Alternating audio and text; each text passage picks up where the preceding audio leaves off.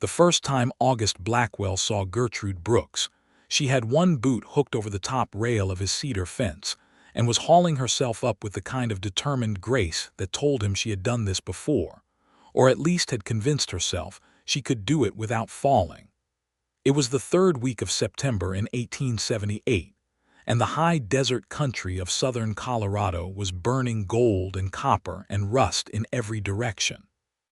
The San Juan Mountains stood white-capped to the west, and the cottonwoods along the creek had already begun their annual surrender to autumn, dropping yellow coins of leaves onto the red dirt. August's apple orchard, 7 rows of trees his father had planted in 1861, and that he had tended alone for the better part of a decade, sat heavy with fruit along the south-facing slope of his property. The branches bowed low under the weight of a particularly generous harvest. He had been sitting on the porch all morning, which was a thing he did more often than he liked to admit. His coffee had gone cold. His hat was pushed back on his head. And his eyes, which were gray as creek stones and just as unreadable, had been fixed on the middle distance where the road from Canyon Wells came up over the rise and curved past his land before heading into the small town of Harlow Creek another mile on. He had not been waiting for anything in particular. He simply had not been doing anything else. He watched the woman come up the road. She was carrying a market basket over one arm and a smaller pail in her other hand, and she walked with the purposeful stride of someone who had somewhere to be, even though the road ahead was empty. She wore a dark brown dress that had been let out at the seams more than once. He could see the thread lines from where he sat, and her dark hair was pinned up beneath a bonnet that had lost most of its shape. She looked, he thought, like a woman who was used to doing everything herself. He watched her stop at his fence. He watched her look at his apple trees with an expression he could not read from the distance. He watched her set her pail down in the road and then, with a decisiveness that was almost startling, reach up and grab the top rail of the fence. And then she climbed it. She did not knock on his door and ask.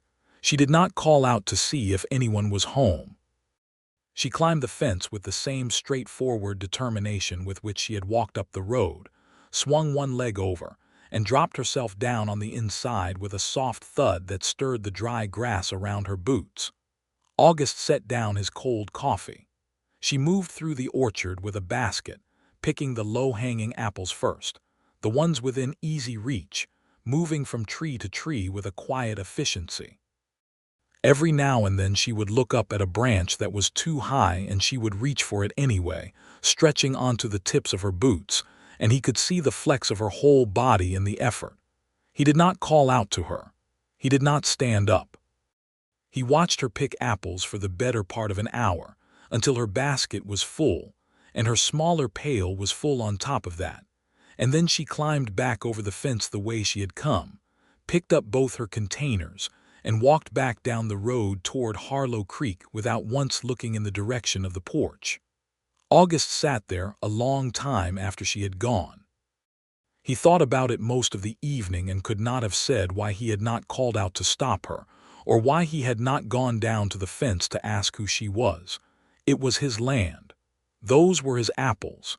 He had a perfect right to say something, but he had not, and the curious thing was that he did not regret it.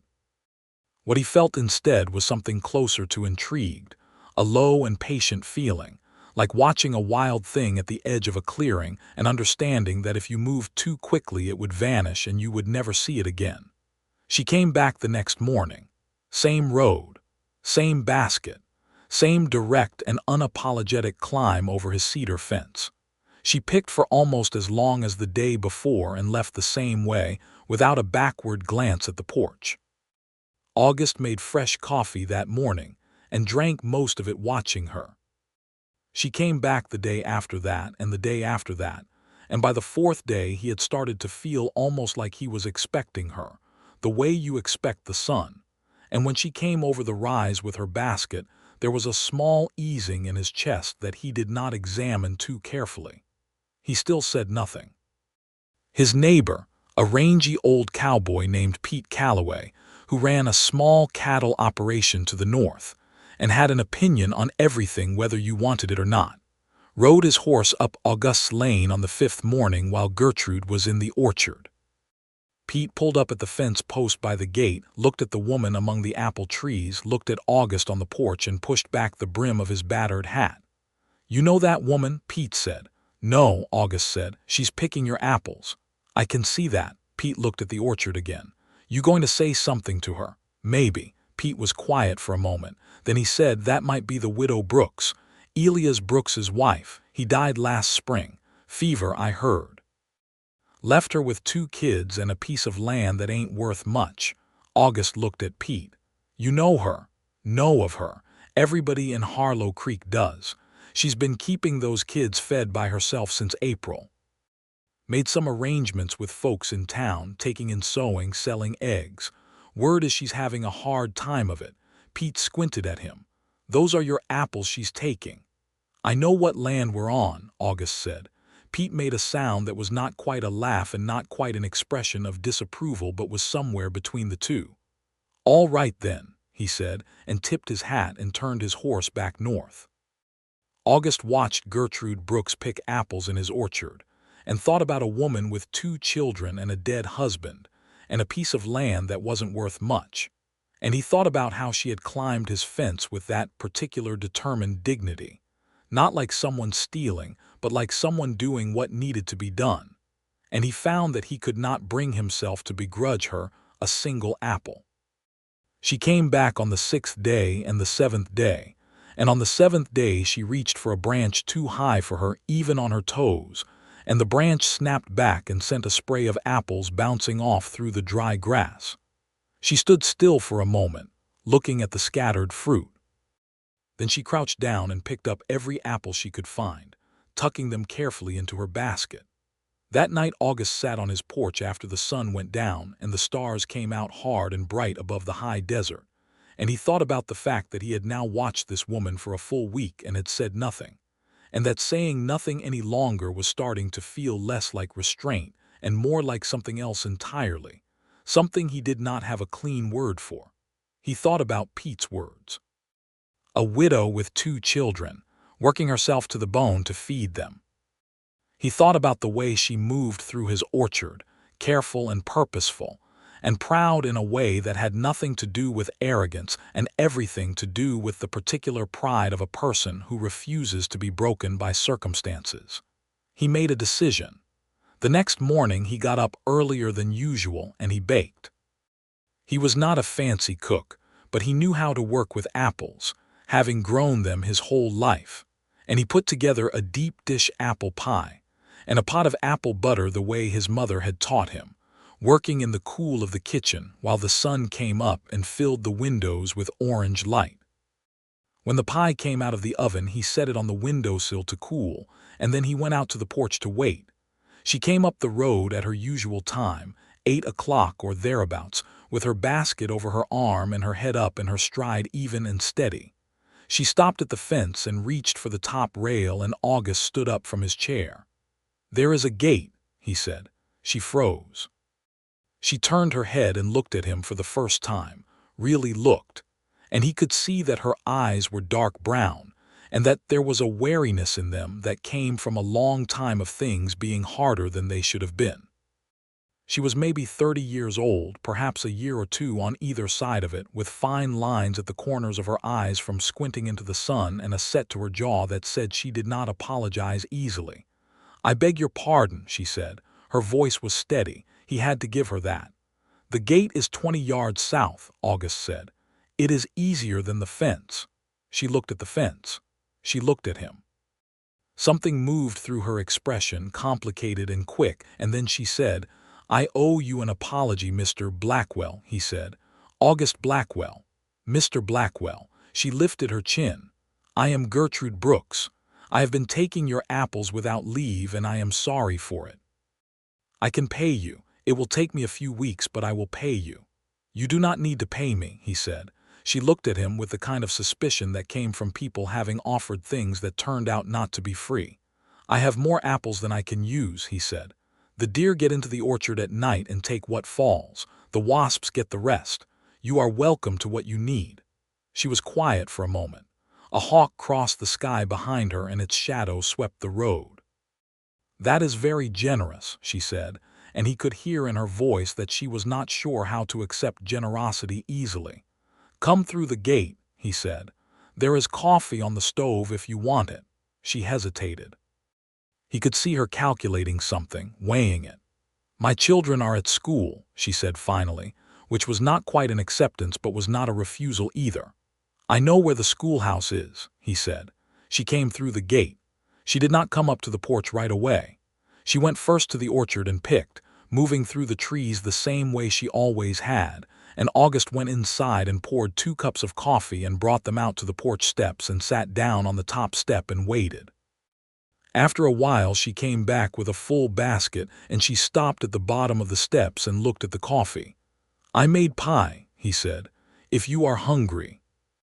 "I am always hungry," she said, and then seemed surprised she had said it out loud.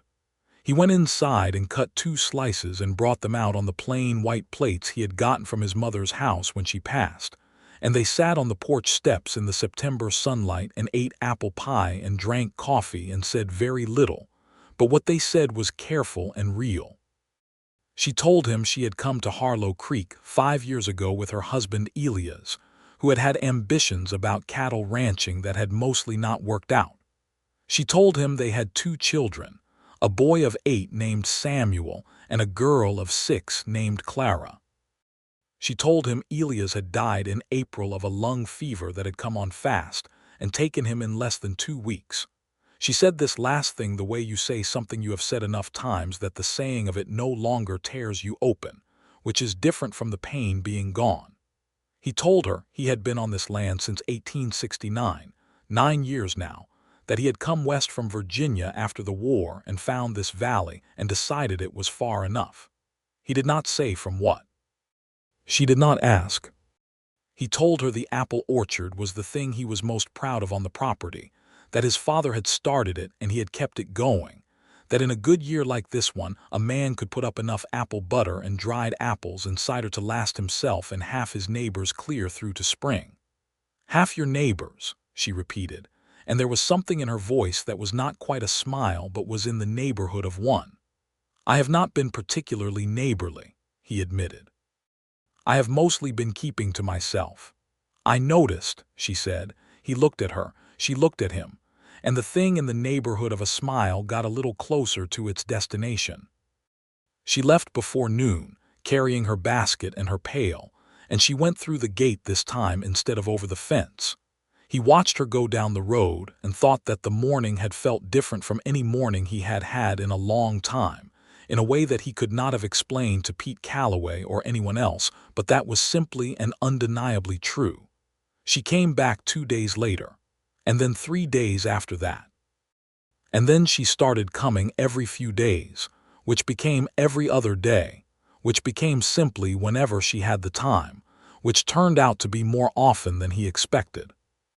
The orchard was the occasion, and then it became less the occasion and more the excuse, and then it became simply the place where they stood while they talked about other things. He learned that she had grown up in Missouri, that she had been married at 22, that she could sew and preserve and shoot a rifle in that order.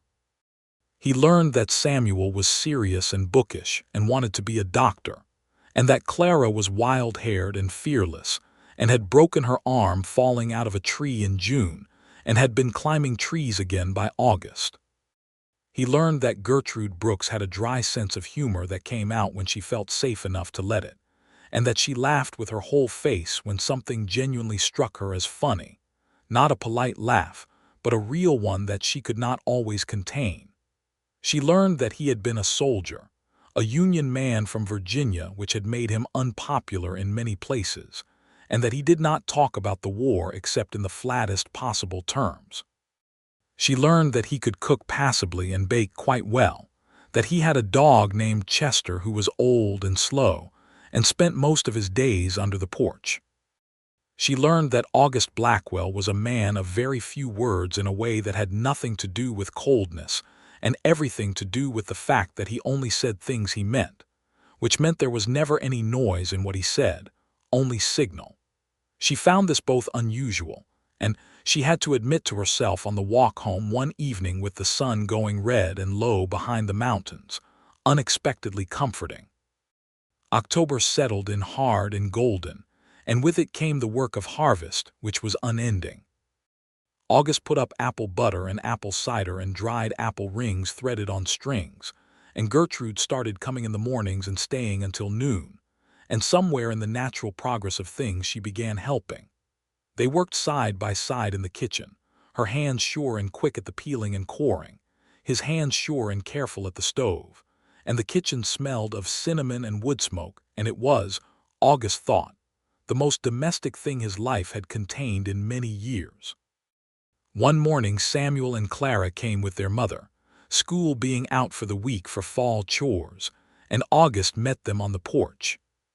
Samuel shook his hand with a gravity that was both sweet and slightly comic in a boy of 8, and Clara walked straight past the handshake formality and into the orchard without preamble, which made August feel an instant and uncomplicated liking for her.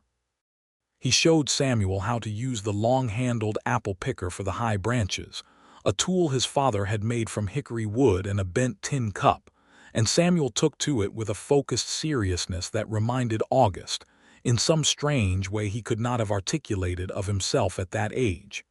"He wants to be a doctor," Gertrude said, watching her son. "He has steady hands," August said. "He gets that from his father." She said it simply, not with grief and not without it. "Do you need anything?" August said. "For the winter, you and the children." She looked at him. There was a complicated silence. "I am managing," she said. "I know you are," he said. "I am not saying you are not. I am asking if there is anything I can help with." She looked away at the mountains. The air was cool now and smelled of coming cold. "The roof on the lean-to needs patching," she said finally. "If we get early snow it will collapse and I will lose the chickens. I have been putting it off because I have not had anyone to hold the ladder." "I can hold a ladder," August said. "I know how to roof," she said quickly. "I know," he said. "I said I would hold the ladder." She looked at him for a moment with those dark, watchful eyes. Then she said, "All right." He went to her property 3 days later with a bundle of split cedar shakes on the back of his wagon. The Brooks homestead was a small one, a modest frame house and a lean-to barn and a chicken coop, all of it neat and well-maintained in a way that showed steady care, the kind of care that came from a person who did not have extra money but had extra attention. The garden had been put to bed for winter, the beds mounded and covered with straw. There was a good woodpile against the south wall of the house. She had not asked him to bring cedar shakes.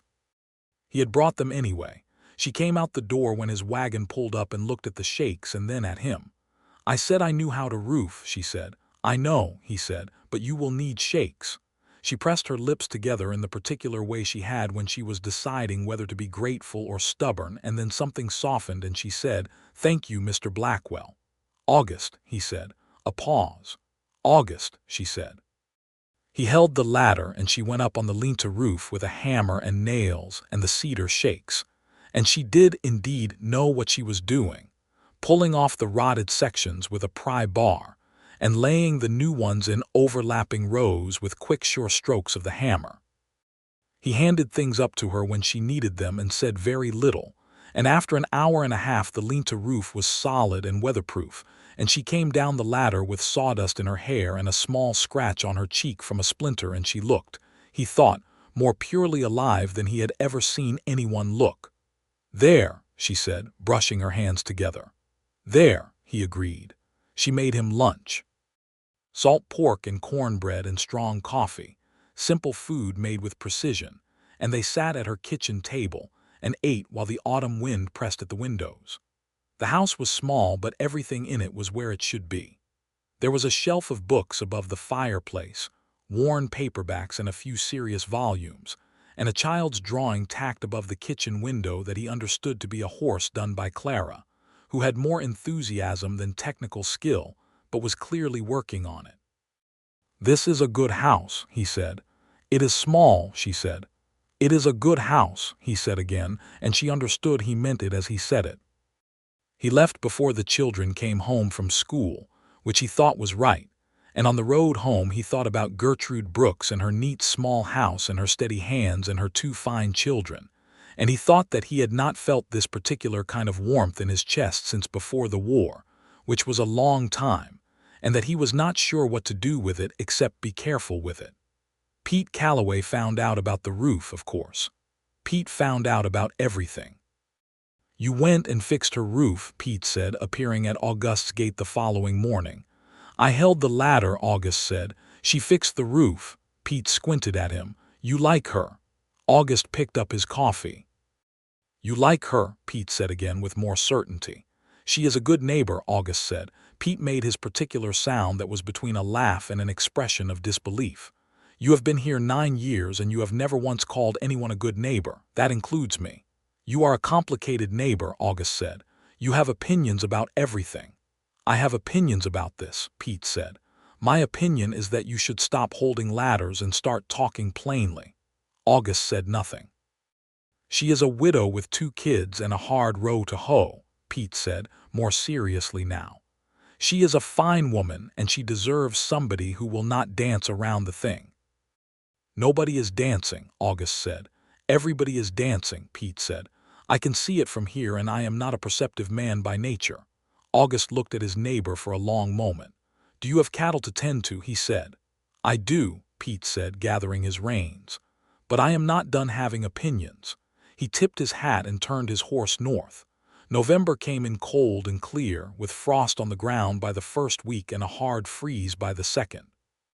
August brought a cord of firewood to Gertrude's house before the freeze, loading it onto his wagon in the dark and driving it over before breakfast, and she came to the door with her hair down and her eyes still soft from sleep and looked at the wagon, and then at him with an expression he could not fully read. "You did not have to do this," she said. "I had extra," he said, which was true but not the whole truth, and they both knew it. She helped him stack it against the house, working alongside him in the cold morning with her breath misting, and when it was done, she went inside and came back with 2 cups of coffee, and they stood in the cold morning and drank them. Samuel and Clara were still asleep. The world was very quiet. "I have been thinking," she said. He waited. "I have been thinking about the spring," she said. "My lease comes up in April. The land belongs to the Harlow Creek Land Company and they have been pressing to buy me out.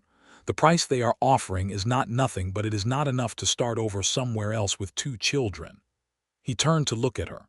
Her face was calm and serious, and he could see that she had been carrying this for a while. "What does your land have?" he said. "About 30 acres, she said. "The house, the barn, good well water. The south field could be planted if someone had the means to work it properly." Elias tried, but he was not a farmer, and neither am I, not truly. The chickens are good, the garden is good, beyond that it is just land. "What are they offering?" She named a figure. He nodded slowly. "That is low," he said. "I know it is low," she said, "but I do not have a lawyer and I do not have the means to fight them." "You might have something else," he said. She looked at him. "A fair witness," he said. "Someone who knows land values in this valley. Who has been here long enough to know what things cost and what they are worth." He looked out at the mountains for a moment. "There is a man in Pueblo who handles land disputes. He is honest, or as honest as a land man gets. I knew him during the survey work in '74. I could write him a letter." She was quiet for a long moment. "Why would you do that?" she said, and the question was not suspicious exactly, but it was careful, the way she was careful about all offered things. He turned to look at her. The morning sun had come over the ridge and it hit the side of her face and the steam from her coffee cup, and she was looking at him with those dark, serious eyes, and he thought, with perfect clarity and no particular drama, that he was in love with her. He had known it was coming. It had been coming since the morning she had climbed his fence without a backward glance at the porch. But knowing something is coming and having it arrive are different things, and it had arrived, solid and settled and entirely without panic, like a stone finding the bottom of a still pool.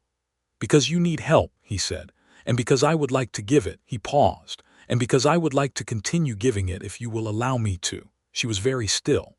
"I am not speaking only about land matters," he said. A long silence. A crow called somewhere in the cottonwoods. "August," she said, and the way she said his name was different from how she had said it before. It had weight in it now. "I am not asking you for anything immediate," he said. "I am asking if you are willing to let things continue the way they have been and to see where they go, that is all." She looked at her coffee cup. She looked at the wood they had stacked together against the side of her house. She looked at the mountains. "I have 2 children," she said. "They have already lost one parent. I cannot—" She stopped. "I am not a young girl who can afford to be foolish with her heart or theirs." "I know," he said. "I am not asking you to be." "You are a serious man," she said, and it was both an observation and a question. "I am a serious man," he agreed. "I am not inclined to say things I do not mean." She looked at him for a long time. The crow called again. The frost on the ground was beginning to soften in the sun. "All right," she said at last. "Let things continue." It was not a declaration, but it was a beginning. December was deep and cold and white, and August made it a habit of spending 2 mornings a week at the Brooks homestead, checking the animals and the fences and doing the harder physical work that required a second person and that Gertrude managed alone when she had to, but managed better with help. She accepted this without either excessive gratitude or false independence, which he respected more than he could say. He had written the letter to his landman in Pueblo, a square-built fellow named Harrington, and Harrington had written back with some useful information about recent property sales in the valley, and a suggestion that the land company's offer was indeed low by current standards, and that Gertrude could reasonably negotiate for 20% more. August brought the letter to her, and they read it together at her kitchen table while the children did their lessons by the fire. 20%, she said. "It would give you more options," he said. She read the letter again. Clara came to lean against her arm and look at the paper, and Gertrude put an arm around her daughter without looking up. "How do I write back to them?" she said. "To the land company. I can help you draft a letter," he said, "or I can accompany you to town to speak with them in person if you prefer." She looked up from the letter. "I can speak for myself." "I know you can," he said. "I meant only that they might listen more carefully with a neighbor present. That is an unfortunate truth about how these things sometimes go." She held his gaze for a moment. He could see her weighing it, the pride against the practical. "I will think on it," she said. In the end she wrote the letter herself, and it was a good letter, clear and firm and citing the specific figures Harrington had provided, and she let August read it before she sent it but changed nothing he suggested because she did not agree it needed changing, which made him smile in a way. He turned toward the window so she would not see. He did not turn quickly enough. "What are you smiling at?" she said. "Nothing," he said. "You are smiling at the letter," she said. "I think the letter is well written," he said. "But, no but," he said. "I think it says exactly what it should say." She gave him a long look, and then a small private smile crossed her own face and she sealed the letter. Christmas came to Harlow Creek with a foot of snow and a church service that half the county attended, and August went to the service, which he did not usually do, and found himself standing beside Gertrude and Samuel and Clara in the third pew from the front, and the whole experience had the particular quality of a life rearranging itself into a new shape.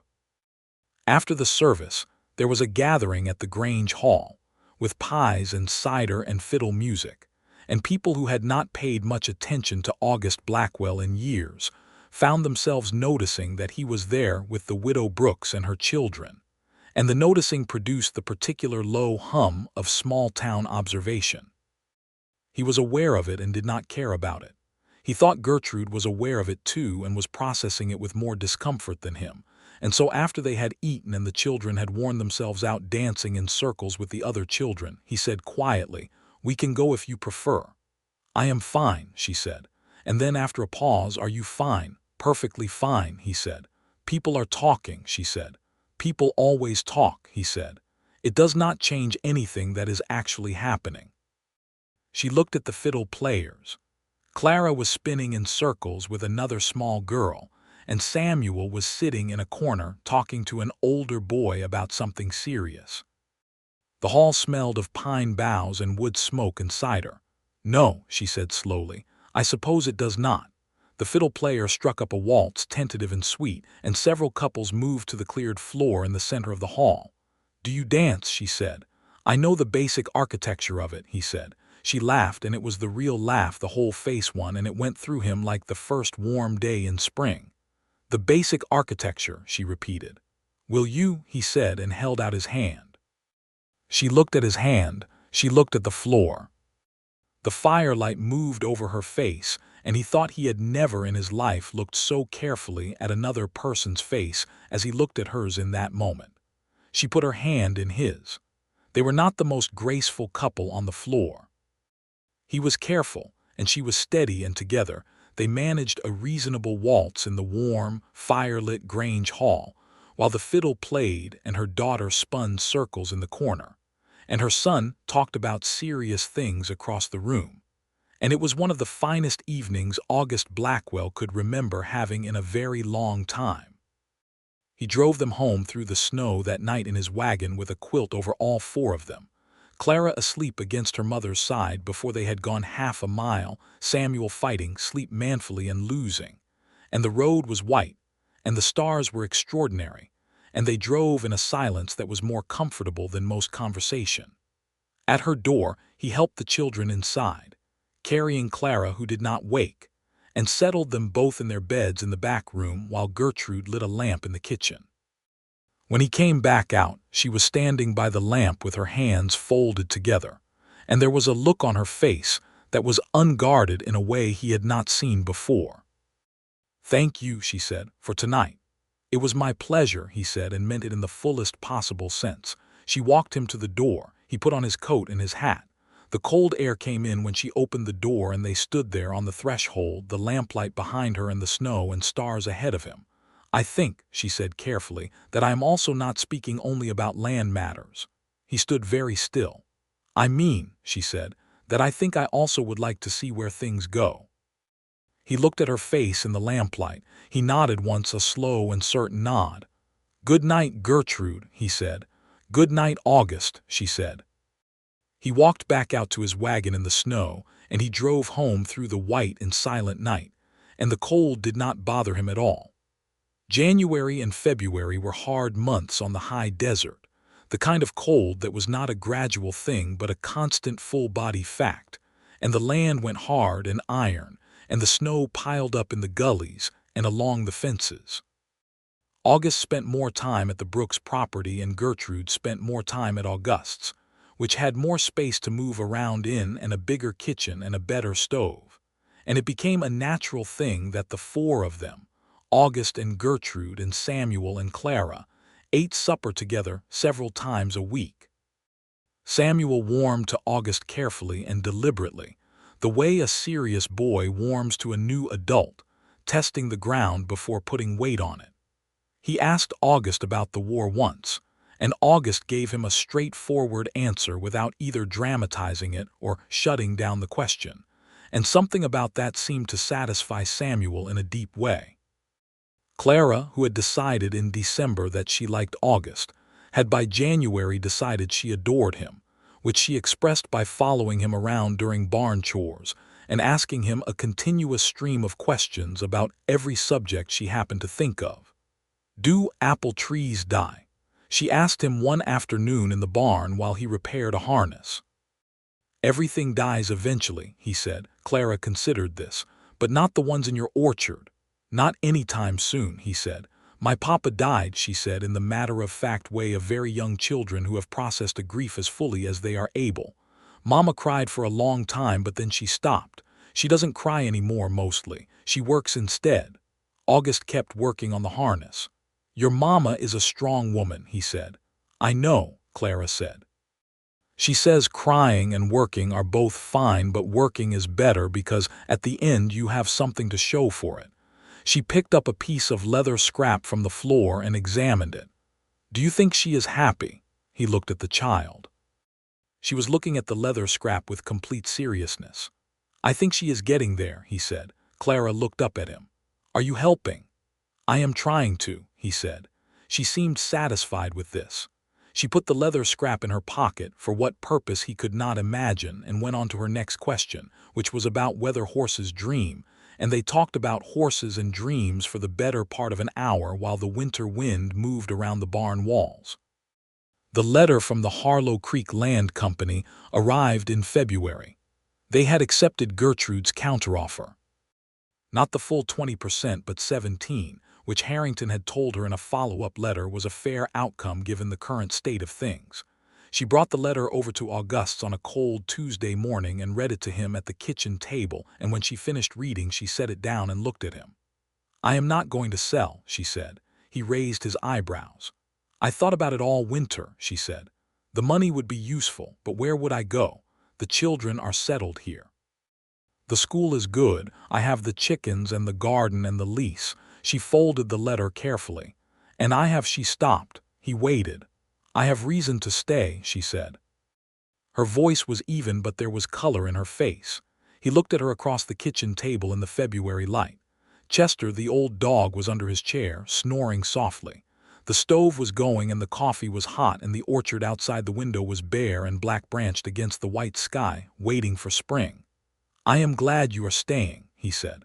"I thought you might be," she said, and allowed herself a small smile. He reached across the table and put his hand over hers. Just that. She looked down at his hand, and then she turned hers over and held it. And they sat like that for a while in the warm kitchen, while Chester snored and the wind pushed at the windows. Spring came as it always does to the high desert, grudgingly at first and then all at once. And with it came the apple trees opening their buds and then their blossoms, filling the orchard with white and pale pink flowers that the bees visited all morning and that smelled, in the right wind, like something almost impossibly good. August walked through the blossoming orchard one morning and thought about the harvest to come, and about the woman who would come through the gate to help with it, and about how different the same land could look when you were no longer alone on it. March brought mud and new calves on Pete Calloway's ranch, and the first green things pushing up in Gertrude's garden, and it also brought a man from the land company who appeared at the Brooks homestead one afternoon when August happened to be there repairing the front gate. The man was well dressed by Harlow Creek standards, a neat suit and a new hat, and the kind of smooth manner that came from a certain type of professional confidence. He introduced himself as a Mr. Thwaite, and he had a second offer for the property, higher than the first, which he presented to Gertrude in the yard while August listened from the gate with a hammer in his hand. "The company is prepared to be quite generous," Mr. Thwaite said, in the tone of a man who believes generosity is whatever number he chooses to name. He named a figure. Gertrude's face was composed and neutral. "I wrote to your company in February and told them I would not be selling," she said. "We thought perhaps the spring might have changed your thinking," Thwaite said with a smile that had no warmth in it. "A woman alone, managing a property of this size." "I am not alone," Gertrude said. Thwaite looked at August. August looked back at him with the particular expression of a man who has nothing to prove and nothing to say, and intends to say it right up until the moment that changes. "I will not be selling," Gertrude said. "Thank you for the offer." Thwaite looked between them. He understood something. He adjusted his hat. "Good day, ma'am," he said, and got back on his horse and rode toward town. When he was gone, Gertrude turned to look at August. "I am not alone," she said again, more quietly. "No," he said, "you are not." She came across the yard to where he stood at the gate. She stopped in front of him. She was close enough that he could see the small details of her face, the fine lines at the corners of her eyes that he had come to think of with something like affection, the firm and honest set of her mouth. "August," she said. "Gertrude," he said. "I think you should ask me the thing you have been thinking about asking me," she said. He was quiet for a moment. The spring wind moved through the yard and lifted a strand of her dark hair against her cheek. "Will you marry me?" he said. She held his gaze for a long, steady moment. There was nothing uncertain in her face, only the look of a woman who has taken careful account of things and arrived at a conclusion.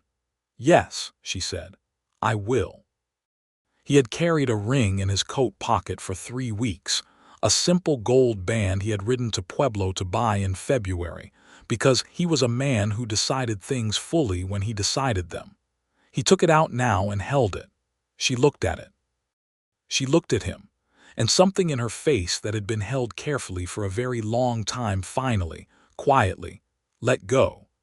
He put the ring on her finger and she held her hand still for a moment, looking at it, and then she looked up at him with those dark brown eyes that were bright now and full of something warm. He kissed her for the first time there in the yard of her property, in the spring morning, with the mud still on the ground and the apple trees blooming on the hill, and the chickens going about their business in complete indifference to the whole affair. It was a gentle kiss, careful and true and full of everything they had been building toward since September, and when they stepped back from each other the world looked approximately the same as it had a moment before, but was in fact entirely different. They told the children that evening together, sitting in the kitchen of the Brooks house with the spring supper on the table. Gertrude sat beside August and the children sat across from them, and Samuel looked at the joined hands on the table with that deep grave seriousness of his and said, "Are you going to live with us or are we going to live with you? What do you think would be better?" August said. Samuel considered. "Your house is bigger," he said, "and the orchard is there. I would like to be near the orchard." "Samuel," Gertrude said. "He asked what I thought," Samuel said reasonably. August looked at Gertrude. She pressed her lips together against the smile. "We will work out the details," August said to Samuel. "But the answer to your question is that we will all live together, one way or the other." Samuel nodded as if this settled things. Clara had been watching all of this with large, solemn eyes, and then she got up from her chair and walked around the table and put her arms around August's neck from behind, which was not something she had done before, and he put one hand over her small arms and sat very still. "I think this is good," Clara said into his shoulder. "Mama is much happier." "Clara," Gertrude said, somewhere between mortified and moved. "She is," Clara said simply. "She laughs now." She did not use to laugh very much. August looked at Gertrude over the top of Clara's head. Gertrude's eyes were bright in the lamplight and her chin was up, and she looked, he thought, like a woman standing at the beginning of something. "She is the bravest woman I have ever known," he said to Clara, and to Gertrude. Gertrude held his gaze for a long moment and said nothing, but her hand found his across the table. They were married in May, on a warm and wind-blown day with the apple trees fully leafed out and the San Juan Mountains pale blue in the distance. The ceremony was in Harlow Creek's small white church, simple and honest, with Pete Calloway standing up as witness and making exactly 0 unnecessary comments for the first time in his life, which August appreciated more than words could convey. Gertrude wore a dress she had made herself from dove-gray fabric she had ordered from Pueblo, and she had put white apple blossoms in her hair, and she stood beside him at the altar with her chin up and her eyes clear, and said her vows in a firm and steady voice that did not waver once. He said his with equal steadiness, and when the minister said they were married, he turned to her, and she was already looking at him with a smile that was wide open and entirely without reserve, and it was the most beautiful thing he had ever seen. After the ceremony there was a gathering at the Grange Hall again, because Harlow Creek liked any occasion for pies and fiddle music, and Pete Calloway made a toast that was actually quite good and only slightly embarrassing, and Clara danced herself to complete exhaustion and had to be carried out to the wagon by her new stepfather.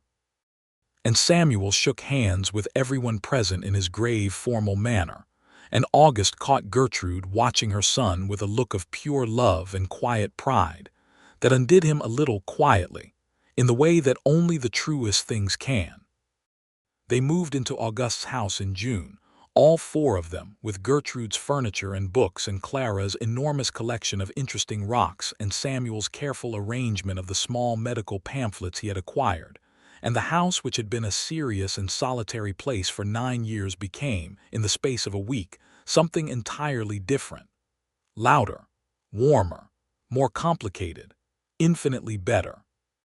Gertrude brought the chickens too, 12 of them, who established themselves in August's henhouse with the brisk self-possession of immigrants who have decided they live here now.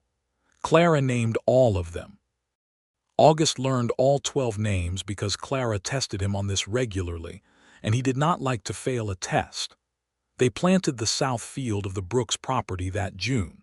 It was harder work than anticipated and exactly as satisfying, and by August they had a good stand of corn and a kitchen garden that was producing more than any of them could eat. They kept the lease on the Brooks house, and Gertrude used it for her sewing work, having expanded her arrangement with several families in Harlow Creek who needed alterations and made toward her garments, and the space gave her work a proper place which she had not had before. Summer settled into the kind of warm and productive rhythm that August had not known in years. He worked the farm and the orchard and the south field, and Gertrude ran the household and her sewing business, and Samuel spent his afternoons in the orchard with August learning to graft new varieties onto the old rootstock, and Clara ran wild in the way that Clara ran everything, which was at full speed with absolute conviction. It was in late July that August found Gertrude sitting on the porch steps one evening in the long golden light, looking at the orchard, and he sat down beside her and said, "What are you thinking?" "I am thinking about last September," she said. He looked at the orchard. "The fence," he said. "The fence," she said. "I cannot believe you watched me climb your fence for a week and said nothing." "I was working up to something," he said. "For a week," she said. "I think carefully before I speak," he said. "You know this about me." "I know it," she said. She was quiet for a moment. "I was afraid," she said then more honestly. "Not of you, of asking. It felt like begging, and I could not make myself knock on your door and ask for apples, but my children needed them." "You could have knocked," he said. "I know," she said. "But climbing the fence felt, I do not know, more like something I was doing for myself, on my own terms." He looked at her. "Your own terms," he repeated. "Everything had been taken from me," she said quietly. "Elia's dying left me with almost nothing and a great deal of trying to hold on, and every time I accepted help it felt like one more thing I couldn't manage alone. Climbing your fence was," she looked at the trees. "It sounds foolish." "It does not sound foolish," he said. "It was how I kept myself from feeling helpless," she said. "I did not knock on your door because that would have felt like helplessness. Climbing the fence felt like agency." He took her hand in both of his. "You are the least helpless person I have ever met," he said. She looked down at their joined hands. "You let me do it," she said. "For a whole week you watched, and you never shamed me for it. You never made me feel like a thief." "You were not a thief," he said. "You were a mother feeding her children." She turned to look at him, and there was something in her face that was gratitude and love and grief and relief all together, the complicated full weight of what the last year had been. "Thank you," she said, "for all of it, for the week of silence as much as anything." He put his arm around her, and she leaned against his side, and they sat on the porch steps in the long summer evening, and watched the apple trees move in the warm wind, heavy with summer and green, and full of the promise of the harvest to come. Pete Calloway stopped by in August with news from town, as Pete Calloway regularly did. "Land company sold their Harlow Creek interests to a man from Denver," Pete said, settling his horse at the gate. "Big operation buying up the whole valley outfit. Probably won't affect you directly, but the Brooks lease might come up for renegotiation." Gertrude came out onto the porch at the sound of voices, drying her hands on a cloth. "We know the lease is up in April," August said. "We have been thinking about buying the property outright." Pete looked between them. "You have the means for that." "The harvest this year will be strong," August said, "and we have been putting aside since spring. If we can get a fair price." "Your man Harrington in Pueblo could do the valuation," Pete said. "Already written to him," August said. Pete shook his head in what appeared to be genuine admiration. "You two are a piece of work," he said. "The most organized piece of work in the county." Gertrude looked at August with a private smile. "We have a system," she said. "The apple harvest that fall was the best August could remember, even better than the year before. The trees were loaded so heavy that some branches had to be propped with forked sticks to keep them from breaking. And when the harvest began in earnest in September, exactly 1 year after Gertrude had climbed his fence with her market basket, the whole family worked the orchard together. 4 of them moving through the rows in the golden September light. On the exact day that made 1 year since he had first watched her hoist herself over that cedar fence, August brought her out to the orchard in the early morning before the children woke and showed her the gate, which he had rehung on new hinges and painted and fitted with a small carved apple design above the latch. "I made it easier to open," he said, "in case you ever want to come through without asking." She looked at the gate for a long time, then she reached out and touched the carved apple. "You are a sentimental man," she said with great fondness. "I have been told I think carefully before I speak," he said. "It does not mean I do not feel things." She turned and looked at him. The morning light was coming up over the mountains, and the orchard smelled of ripe apples and cool air, and the whole beautiful fact of another harvest arrived. "No," she said, "it certainly does not." She kissed him, there by the gate in the September morning, with the apple trees around them and the mountains white ahead and the whole long good future of it still to come. October came with its hard gold light and its cedar smoke smell, and with it came the news that Gertrude was expecting their first child together.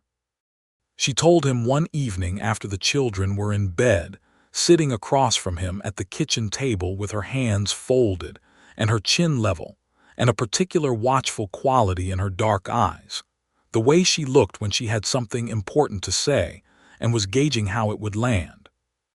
He looked at her for a moment, reading her face, and then he stood up from the table and came around to her side and crouched down beside her chair and took her hands in his. "Are you well?" he said first, which was the right question because it was the important one and she loved him for asking it first. "I am very well," she said. "A little tired in the mornings." "All right," he said. "August," she said. "All right," he said again, and his voice had something in it that was not his usual steady restraint, something that was fuller than that. She smiled at him, that wide-open real smile, and pulled him up by the hands, and he gathered her against him and held her in the quiet kitchen with the fire going and the October wind at the windows. "All right," he said a third time into her hair. "You said that already," she said, muffled against his shoulder. "I will probably say it several more times," he said. "Give me a moment." She laughed into his shoulder, and he held her and thought about how a person could go from an empty house and a cold cup of coffee, and nothing to wait for, to this, to all of this. And it was entirely because a woman had climbed his fence on a September morning, and he had been wise enough to say nothing and simply watch. The purchase of the Brooks property went through in January of 1880, at a price that Harrington determined was fair, and that the Denver man, who had enough other properties to manage, accepted without significant negotiation. Gertrude signed the deed herself, her name clear and firm, Gertrude Blackwell, the new name she had taken and worn easily from the start, and August signed beside her as co-owner, and they rode home from Harlow Creek in the cold January afternoon with the deed in Gertrude's hands and the mountains wide and white ahead. "It is ours," she said. "It is yours," he said. "It was always yours." She looked at the deed and then at the landscape and then at him. "Ours," she said again firmly, and tucked the deed inside her coat against her heart. February was quiet and cold, and they spent it in the way of people who are genuinely happy with their own company, which is to say, comfortably. Samuel had begun corresponding with a doctor in Pueblo who had responded to a letter. Samuel had written about a medical question he had read about in one of his pamphlets, and the correspondence had become regular and serious. And August sat with Samuel at the kitchen table sometimes in the evenings and helped him compose his letters, which Samuel wrote with a precision well beyond his 8.5 years. Gertrude watched these sessions from across the room with her sewing and a quiet expression that was entirely made of love. Clara had decided she wanted to learn to ride properly. She had been riding on the front of August's saddle since autumn, and she was not remotely frightened of horses, which meant the next step was teaching her on her own, and they began in the corral in February with a small pony Pete Calloway had acquired and then found he had no use for. "She is a natural," August told Gertrude.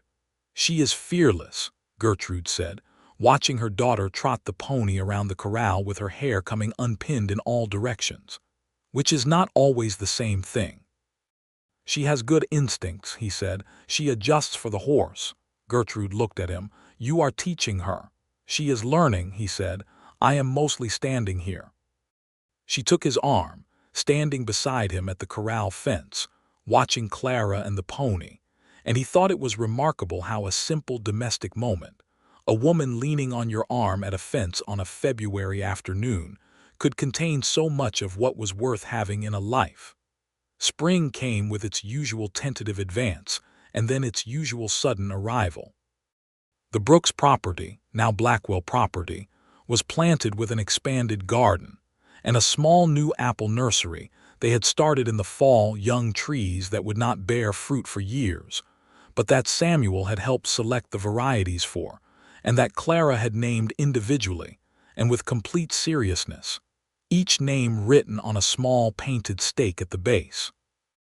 April was warm and bright, and Gertrude's belly was round and her energy was good, and she took on less of the heavier work without being asked and without drama, simply redistributing her effort. August noticed this and said nothing specific about it, only ensuring that the heavier things found their way to him without any formal negotiation. Pete Calloway noticed her condition one morning when he rode by and said, with typical Pete Calloway restraint, "Well, spring all around, I see." "Morning, Pete," August said. "Morning," Pete said, tipping his hat to Gertrude. He looked at August with an expression that was, under its usual weathered composure, genuinely warm. "Good for you," he said. "Both of you." He turned his horse north and did not add anything else, which was perhaps the most meaningful thing Pete Calloway had ever done. The baby was born in June of 1880, a boy. He arrived on a warm Tuesday morning after a night of labor that Gertrude endured with a quiet ferocity that would not have surprised anyone who knew her. And when the midwife from Harlow Creek placed the baby in August's arms for the first time, this red and furious and entirely new person, August stood very still and looked at him and had nothing to say at all. Gertrude, exhausted and bright-eyed in the bed, watched him. "What are you thinking?" she said. "I am thinking carefully," he said, before speaking. She laughed, which was a remarkable thing to laugh right then. "Well," she said, "take your time." He looked at the baby. He looked at his wife. "I think he looks like himself," he said. "Like nobody else, he is already entirely himself." "What shall we call him?" she said. They had discussed names over the winter and had come to no firm conclusion. Now he looked at the baby and said Thomas, which was his father's name, and he had not planned to say it, but it came out with the certainty of things that were simply right. "Thomas," Gertrude said, testing it. "Thomas Blackwell." "Is that all right?" he said. "It is perfect," she said. "Come here." He carried Thomas to her, and she held her son, and August sat on the edge of the bed beside her, close, and they looked at this new person they had made together, and the morning light came through the bedroom window and fell across them all. Samuel came in presently with the gravity of an older brother, and inspected Thomas with the detached clinical interest of a person who has read medical pamphlets and wanted to confirm all his measurements were correct. "He is very small," Samuel said. "He will grow," August said. "His color is good," Samuel said, nodding. "That is important in newborns." "Thank you, Samuel," Gertrude said, and her voice was so full of love and gentle amusement together that Samuel looked up from his inspection and gave his mother a rare full smile. Clara had been waiting in the doorway with barely constrained electricity, and at Gertrude's nod, she came in and knelt on the bed beside her mother to look at Thomas with enormous solemn eyes. "Hello," she told him, very seriously. "I am your sister. I have been here longer than you, so I know more things, but I will help you learn." Thomas, who had no opinion on this yet, opened and closed one small fist. "He agrees," Clara said, satisfied. The summer that followed was the fullest August Blackwell could remember. The farm was productive and the orchard was bearing well, and the new nursery trees were establishing themselves, and there was always noise in the house now, the good kind, the kind that tells you that a place is properly inhabited. He would sometimes stand in the orchard in the early morning, in the hour before anyone else was up, and look at his trees and his land and the mountains, and think about the particular quality of a life that has been turned from something solitary and sufficient into something abundant and real. He thought about September 1878, about a woman with a market basket and a direct manner, and no time for asking permission for things she needed. About how he had sat on that porch and said nothing for 7 days while she picked his apples, and how that silence had been one of the better decisions of his life, not because he was calculating, but because he had been, without knowing it yet, simply unwilling to do anything that might make her disappear. He had watched her, and she had not disappeared, and the rest had followed from that with the kind of inevitability that only looks like luck from the outside. In the fall of 1880, September again, Gertrude found him in the orchard one morning, Thomas on her hip and Clara behind her collecting fallen apples, and she handed him a cup of coffee and stood beside him looking at the trees. "Do you remember the first apple butter we made?" she said. "The first one we made together," he said. "I remember. It was the best batch," she said. "Every year is the best batch," he said. "That is a very optimistic thing to say," she said. "I have become an optimistic man," he said, and looked at her. She met his eyes and smiled, slow and warm, and Thomas reached up and grabbed a fistful of August's hair with the focused determination of a person who has discovered a new thing and intends to make use of it. "Ow," August said, very mildly. "He has his father's grip," Gertrude said. "His father is flattered," August said, carefully removing the small fist, "and his scalp is suffering." She laughed, and it was the real laugh again, the whole face one that he had first heard in November of 1878 when he had said the basic architecture of a waltz, and which he had been happily listening to ever since, and intended to go on listening to for a very long time. That fall they brought in the harvest together, all 5 of them, August and Gertrude and Samuel and Clara and Thomas, strapped to his mother's back in a carrying cloth for the first part of it, and then put down in a blanket under the trees when the afternoon warmed. They filled the root cellar with apple butter and dried rings and pressed cider, and August thought that if his father could have seen this orchard now, the trees he had planted standing heavy with fruit and full of family and noise, he would have been well satisfied. November came, and Pete Calloway came with it, as Pete always did, and found August mending harness on the porch with Thomas in a basket beside him in the thin November sun. Pete looked at the baby. He looked at August. He looked at the harness. "Managed to fix the fence, I see," Pete said. "The fence has been fixed for 2 years," August said. "I know," Pete said. "I mean all of it." He gestured vaguely at the house, the land, the baby, the general situation. "You fixed all of it." August looked at Thomas, who was engaged with his own feet in the philosophical way of babies who are just discovering that feet exist. "She fixed it," August said. "I held the ladder." Pete made his sound, the one between a laugh and something warmer than he usually let himself show, and turned his horse north. By 1881, the Brooks land had been fully absorbed into what everyone in Harlow Creek simply called the Blackwell place, though the 2 properties kept their own distinct character. The original Blackwell homestead with its 7 rows of apple trees and its wide porch and its view of the mountains, and the Brooks land to the south with its kitchen garden and its small nursery, and its good well, and the lean-to barn with its cedar-shake roof that Gertrude had repaired herself, while August held the ladder. Samuel was 10 years old now and had graduated from the medical pamphlets to borrowed medical texts, and had decided, with the complete and focused certainty of a person who has never doubted his calling, that he was going to be a physician.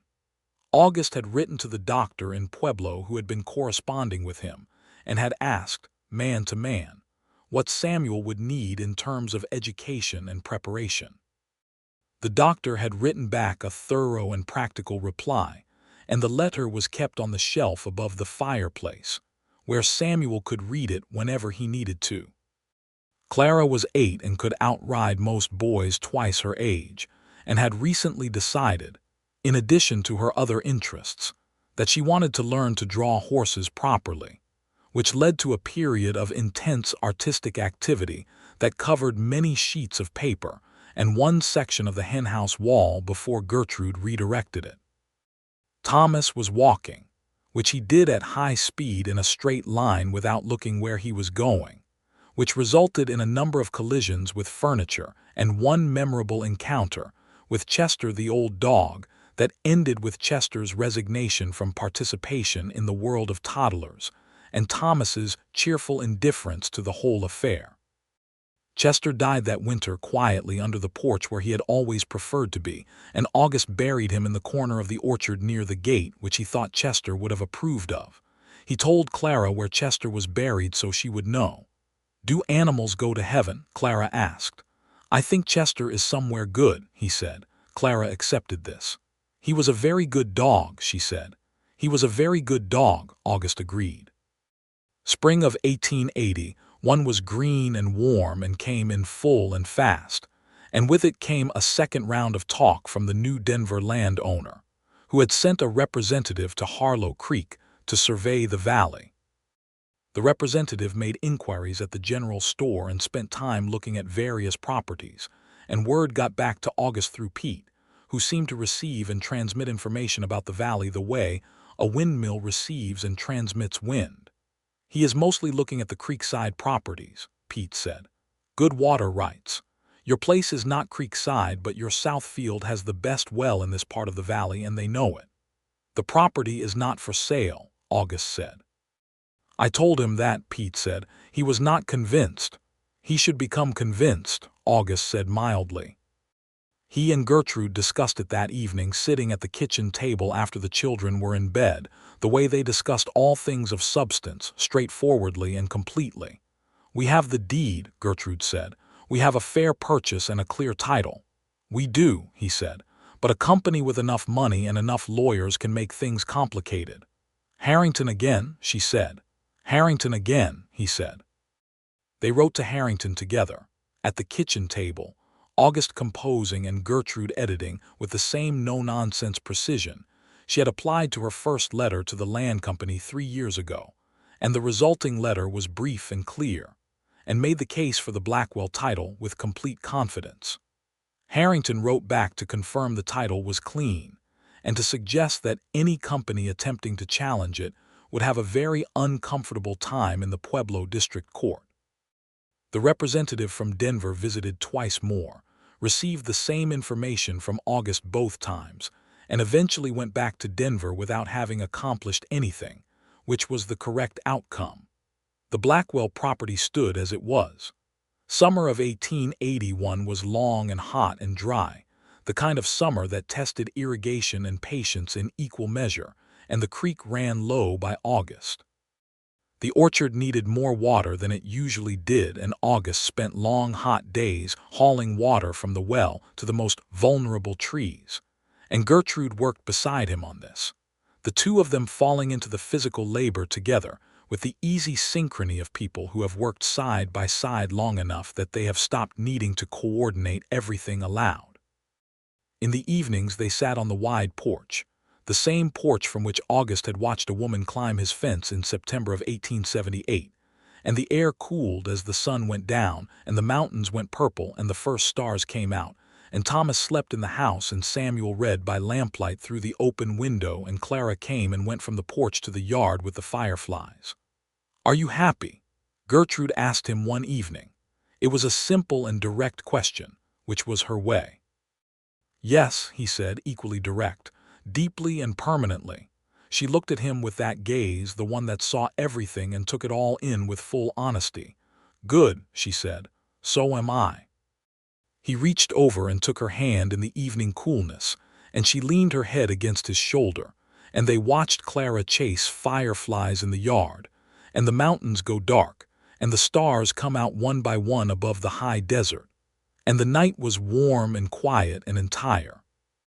In September of 1881, on a morning that was 3 years to the week from the morning he had first watched Gertrude Brooks climb his cedar fence with a market basket over her arm, August went out early and picked the finest apple in the orchard, a deep red one from his father's oldest tree, and he brought it in and set it on the kitchen table with a note that said simply, "For the woman who climbed the fence." She came down for breakfast with Thomas on her hip, and found it and read the note and looked at him across the kitchen in the morning light. This man who had watched her climb a fence without saying a word, who had left coffee on the porch steps, who had held her ladder and written her letters and planted trees with her children and buried her dog, and stood beside her at every fence and gate and threshold since. She put Thomas in his chair and she walked across the kitchen and she put her arms around August Blackwell and held him simply without ceremony. 3 years, she said. 3 years, he said, into her hair.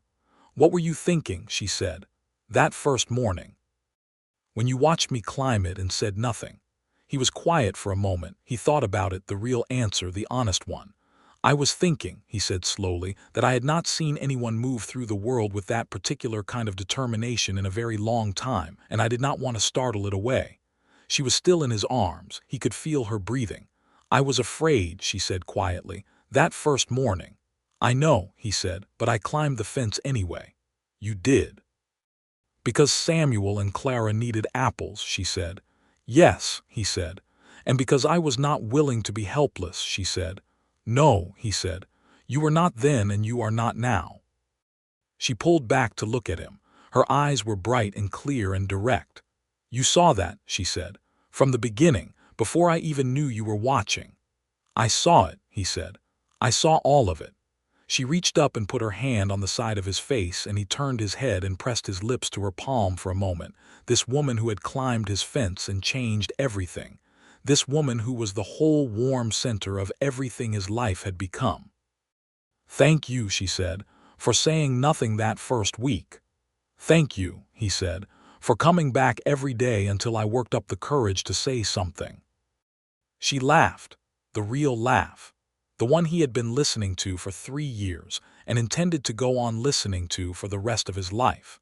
And it filled the kitchen in the September morning and went out through the open window and into the apple orchard, where the trees stood heavy with their third harvest under Gertrude's hands and his, abundant and rooted and entirely permanent.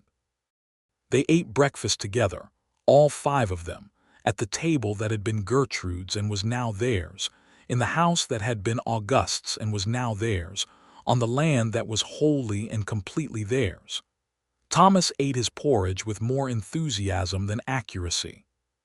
Clara told a long story about her pony that had 3 separate plot complications. Samuel described in careful detail a medical fact he had read the night before, and that nobody else at the table fully understood, but that they all listened to with genuine interest. And August Blackwell sat at the head of the table in the September morning light and looked at his family, the one he had not known he was waiting for, and thought that of all the good things in his life, the very best one had arrived over the top rail of a cedar fence with a market basket over her arm and not a single word of apology. He reached over and squeezed Gertrude's hand once. She looked at him. He looked back. Between them, in the way of people who have learned each other completely and do not need everything said out loud to know it is real, everything that needed to be said was said. Outside, the apple trees moved in the September wind, heavy with fruit, and the mountains stood white against the blue morning sky, and the gate in the cedar fence stood open, as it had stood for 3 years now, waiting for no one because no one needed to wait any more. They were all already home.